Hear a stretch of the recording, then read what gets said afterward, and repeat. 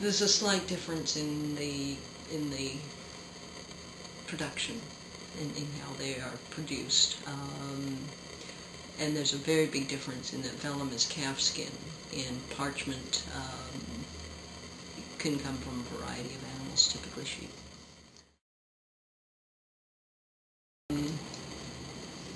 Typically what you're going to find in Italian, for example, is in Italian documents, is the use of parchment.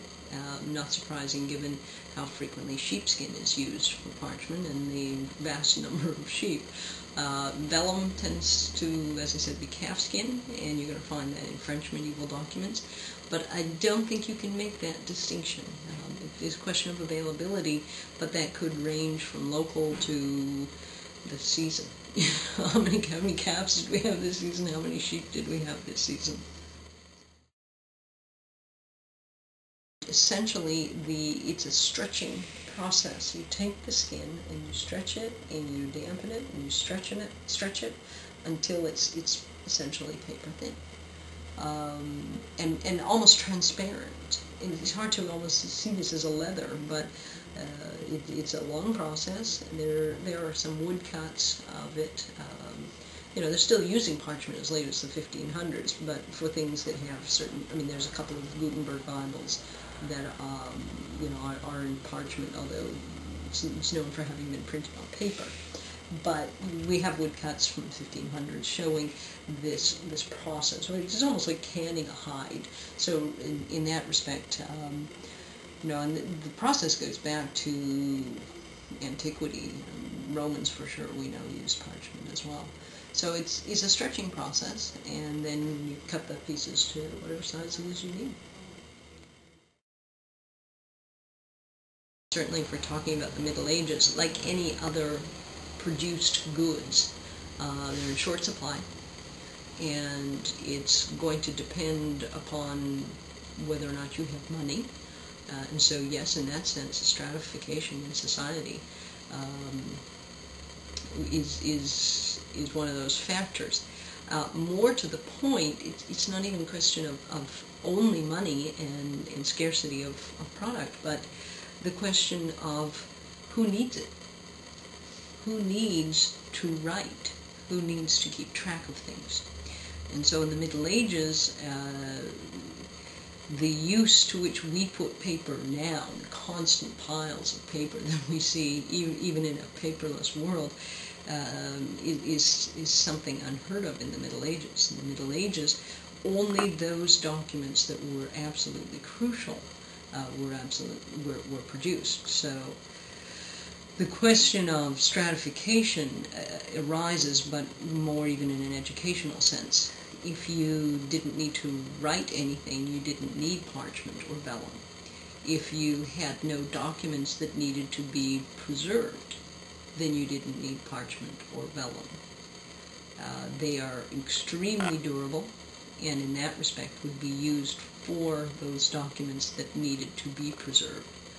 So typically, and I'm going to talk about the Italian context because that's more where something that I'm more familiar with, you're going to find parchment for the most part, those which have survived in the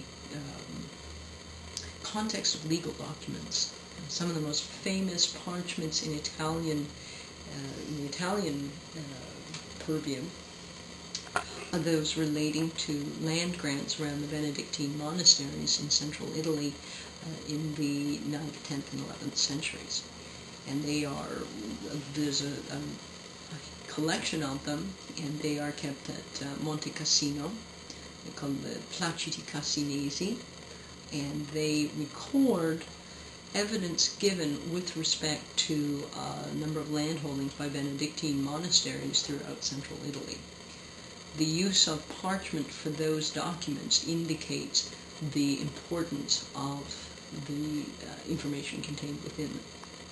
Now, for our purposes as literary scholars, we use the Placiti because they actually contain some of the earliest traces of the Italian Vulgare, the Italian vernacular, as it emerges out of the Latin. And so from a literary perspective, we're very interested in them. But from a legal perspective, and as you said, your question relating to social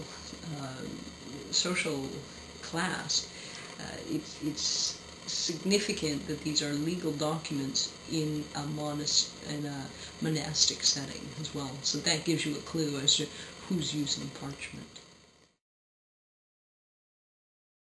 You're going to find parchments used for scripture, for religious documents, religious writings, etc.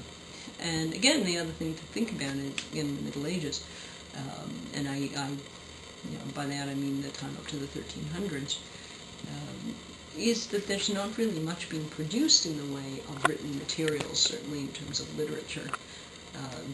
There's a lot being recopied, and parchment would be used for that kind of document, but the literary output at that time is nothing compared to what we see when writers in Italian culture moves towards a more easily mass-produced paper products.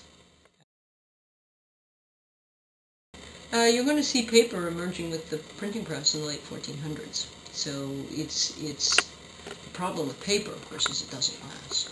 Right.